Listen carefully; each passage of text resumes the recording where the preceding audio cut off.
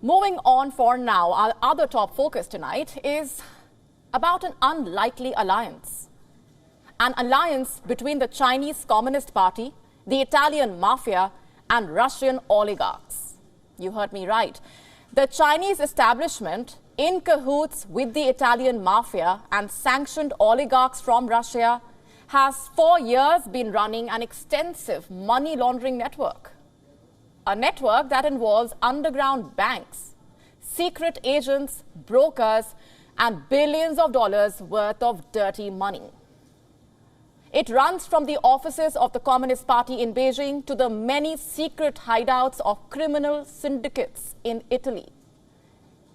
And this secret network has now been busted. According to reports, the Italian tax police, or Guardia di Finanza, has blown the lid off this nexus through a secret investigation, an investigation that they called, ironically enough, Operation Silk Road. Let me just break down the most telling discoveries from this investigation. Number one, Chinese officials are secretly running what they describe as underground banks in Italy. Underground banks. Number two, these banks help Chinese citizens living in Italy send money back to the mainland through third parties. And number three, these third parties operate in Eastern Europe, mostly in countries where Chinese influence is strong. And number four, from these countries, this money is sent to China or sent to Chinese banks directly. And number five, this helps Chinese citizens living in Italy evade paying taxes, VAT, or social security. And that's not even all. These banks are also used by criminals, dishonest business persons, and the Italian mafia. Let me tell you more. Instead of paying directly to their clients, like drug suppliers, they use these banks to send money to China. And from China, this money is then transferred to drug barons in Colombia, who supply cocaine and other drugs to their Italian associates. And that's not even all. These banks are also used by Russian oligarchs, especially those close to Vladimir Putin, who have been sanctioned by the West.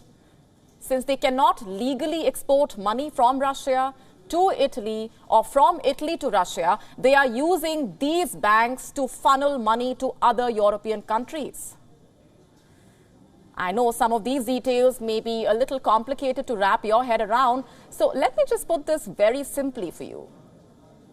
China is running a Hawala network in Italy, a network that involves the use of brokers to facilitate illegal transfer of money. And this operation was one of the largest in Italian history. It has been underway for over 6 years. 6 years of tracing these banks and catching the brokers. Some of these arrests even made headlines. Turns out they were all linked to this operation. Take this one, for instance. It's from January 2020. This is when police at Rome's Fiumicino airport confiscated 3 million euros from 2 Chinese businessmen.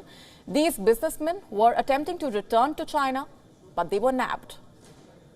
And in August 2022, the tax police arrested an architect, a man who had designed a luxury estate for the Russian president. He was accused of breaking Italy's tax rules and trying to launder $144 million. Turns out he was working for China's underground banks to help Russian oligarchs. And the very next month, in September 2022, at least 22 people were arrested in the Italian city of Brescia. They were accused of tax evasion and money laundering. And now it turns out this money was being laundered to China. And why just Italy? On the 4th of August last year, Britain's National Crime Agency arrested a 33-year-old Chinese national. He was suspected of being part of an underground Chinese banking network. And now we know which network the report mentioned. These were just 4 instances, and there are many more arrests in many more countries. but you get the whole point. China's underground banks are helping criminals and its own nationals living abroad evade the law. Just have a look at these figures. According to the Italian tax police, lawful transfers of money from Chinese residents in Italy back to China have declined drastically. In 2017, these transfers stood at 5 billion euros, and by 2021, they had decreased to just 9 million euros. Courtesy China's underground banks. All said and done, the big question is, who operates these banks? Are they Chinese citizens or Chinese politicians? Well, if we go by the investigation, it seems this entire operation is running with the blessings of the CCP. Because the investigators, you see, have traced the money trail to a pool of banks led by the Bank of China, the fourth largest bank in the world, which is strongly in the hands of the CCP.